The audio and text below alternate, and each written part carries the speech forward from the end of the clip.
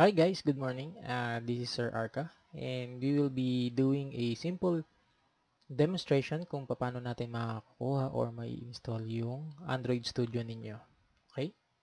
So the first thing that we need to do is first go to the Android Studio. Pwede nyo naman siyang i-search dun sa mga ano ninyo sa browser. And usually dapat makita natin to. Download Android Studio and SDK tools or kahit dito. So, pwede yan. Tandaan, libre to guys. So, wala kayong magiging problema in terms of using it. And then, the first thing that you need to do is to check for the specifications para lang assured tayo na wala tayong magiging problem sa kanya. Okay? Yan. System requirements. So, take a look on Windows first kasi most likely ang gagamitin nyo dyan is yung PC ninyo. So, the Android Studio requires Windows 7, 8, or 10 na 64-bit. Okay, so hindi pwede yung 32-bit guys. So baka magkaroon siya ng problema. Then, you need to have a 4 GB RAM minimum and advisable na yung 8 GB. And then, 2 GB available disk space. And then, 4 GB recommended para sa mga madadagdag na features, etc. Kasi lumalaki siya more on kapag ikaw ay nagdadagdag ng mga tools or let's say if you want to add other features, so pwede siyang lumaki. Then, yung screen size, take a note of this kasi kapag masyadong maliit yung screen, there's a possibility na mahirapan kang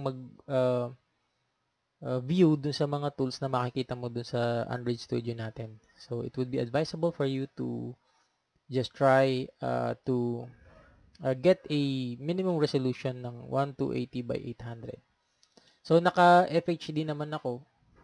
Naka 1980 by 1920 by 1080 ako. So, wala akong problem doon. Viewable ko naman lahat ng tools as much as possible. Okay? So, puntahan natin yung taas. And if you click this, you'll be downloading 871 MB. Pero sa akin, na-download ko na siya. And na-install ko na yung Android Studio. So, pag na-download na yung Android Studio, most likely, lalabas is, pwede ka nang open ng Android Studio mo. Okay? So, you need to check for the settings first of your specs. So, paano natin makikita yung specs? If you try to open your Windows Explorer, pwede nyo namang gawin is, i-right-click yung inyong this PC and then properties. Okay? So, dito makikita ninyo na kayo ay naka 64-bit na operating system. So, wala kayong problema diyan kung 64-bit kayo. Pero kung naka 32-bit kayo, there's a possibility that you could have a problem. Okay? So, the next thing that you need to check is to go for the specs of your PC. So, paano nga ba natin makikita yon? So, pupunta tayo sa Windows R. Ayan. At lalagay natin dyan DX diag. Okay. So, sa DX diag natin, makikita natin yung settings ng computer natin kung ano yung meron siya. So, almost every specification na hinahanap mo, nandito yan. Okay. So, right now, I have the information about my PC. I have a memory of 12 gig. So, pasok ako. 8 gig yung ginagamit ko. Okay. Naka 64-bit naman ako and nakagamit ako ng Windows 10. So, pasok siya dun sa requirements na hinihingi ng Android. Okay.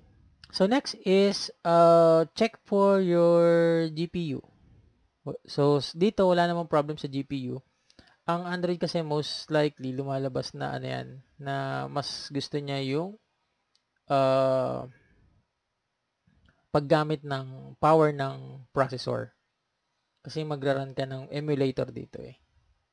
So, yung current display ko is 1920 by 1080. So, I don't have a problem with this one kasi 1280 lang yung requirement. So, medyo sobra-sobra nga yung gamit natin. Pero okay lang yun. Okay. So, aside from that, the specification is okay, then ibig sabihin mairaran talaga yung Android Studio sa aking PC. Okay, so I'm currently signed up. Maganda rin kung naka-sign up kayo para nang sa ganun, yung account nyo sa Google binded dito sa Android Studio, tapos nakakakuha kayo ng mga badge na kayo ay Android user. So nakakadagdag yun dun sa Google account niyo kung sakasakali. Okay. So kapag na-download na natin 'yan, ito yung lalabas na sample. Ayan. Android Studio IDE. So ang size niya is 892 to 609. So ang gawin natin, i-uninstall ko muna yung Android ko para nang sa ganun makita natin yung paano siya ini-install.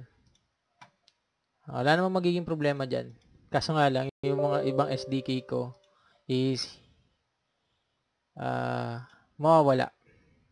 Okay? Pero okay lang, just for the benefit of everyone who wants to see how it actually installs, para at least makita ninyo. Now, immediately kapag tayo ay nag-i-install sa kanya, remember na may mga settings tayong dapat i-check. So, specifications, and syempre, kung kakayanin ng unit natin. Okay, so we're trying to install the Android Studio. Na-download naman na natin yung application. So, one thing na kinakailangan nito is supposedly dapat meron kang Java runtime environment.